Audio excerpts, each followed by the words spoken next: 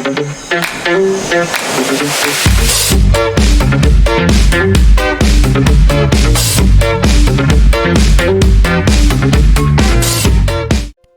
perkebunan kelapa di Indonesia meningkat sebesar 294.000 hektar menjadi 15.000 hektar pada tahun 1980 sampai dengan 2021.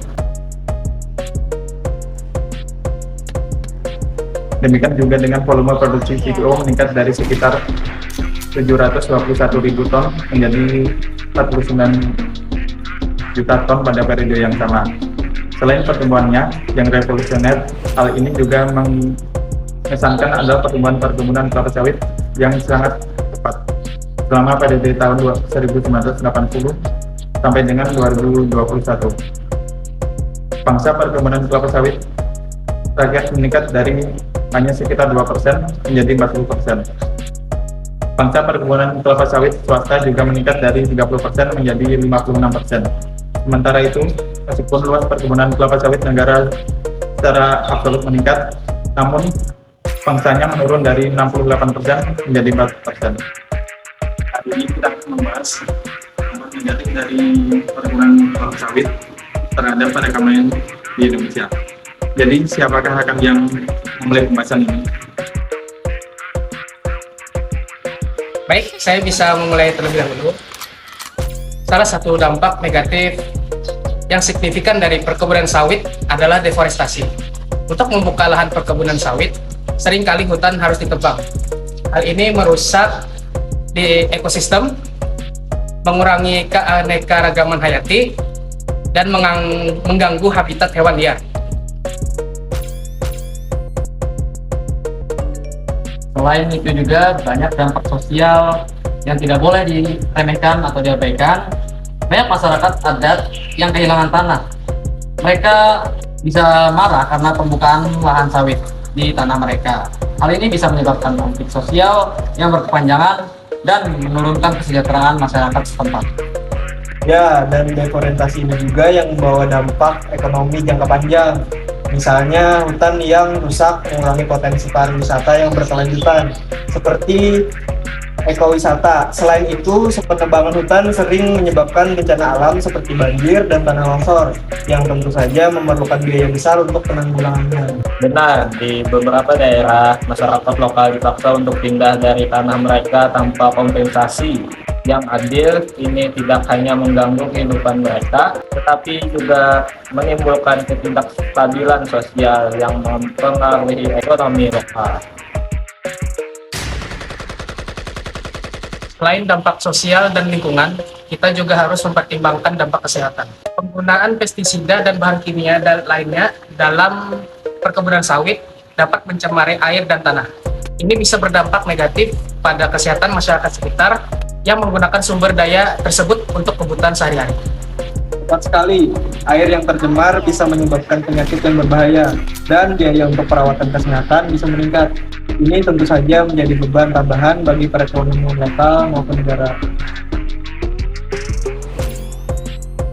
Saya juga ingin menambahkan tentang dampak ekonomi global. Meskipun minyak sawit adalah salah satu komoditas ekspor utama Indonesia, fluktuasi harga minyak sawit di pasar internasional bisa sangat mempengaruhi pendapatan negara. Ketergantungan yang tinggi pada satu komoditas membuat ekonomi rentan terhadap ketidakstabilan harga.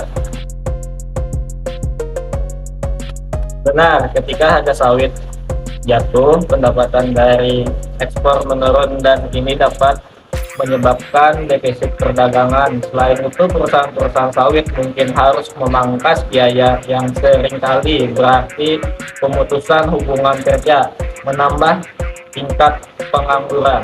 Satu lagi yang perlu kita perhatikan adalah kondisi tenaga kerja di perkebunan sawit. Meskipun industri ini menyediakan banyak lapangan kerja, kondisi kerja seringkali sangat buruk. Pekerja seringkali mendapatkan gaji yang rendah, jam kerja yang panjang, dan kondisi kerja yang tidak aman. Ya, dan ketidakadilan dalam kondisi kerja ini bisa menimbulkan masalah sosial yang lebih besar. Tenaga kerja yang tidak sejahtera cenderung tidak produktif, dan ini tentu saja berpengaruh negatif terhadap pertumbuhan ekonomi. Terima kasih atas kontribusinya teman-teman. Jadi, kita telah menyebutkan beberapa dampak negatif dari perkebunan sawit seperti deforestasi, dampak negatif ekonomi, kesehatan, pergantungan ekonomi global, dan juga kondisi tenaga kerja.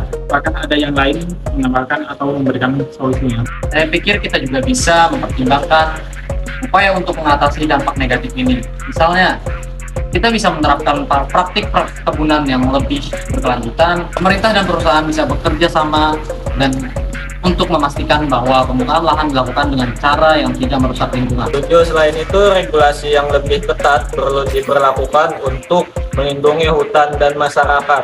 Pemerintah juga bisa menyediakan program pelatihan dan pendidikan untuk masyarakat lokal agar mereka bisa mendapatkan manfaat ekonomi dari perkebunan sawit tanpa harus kehilangan tanah mereka.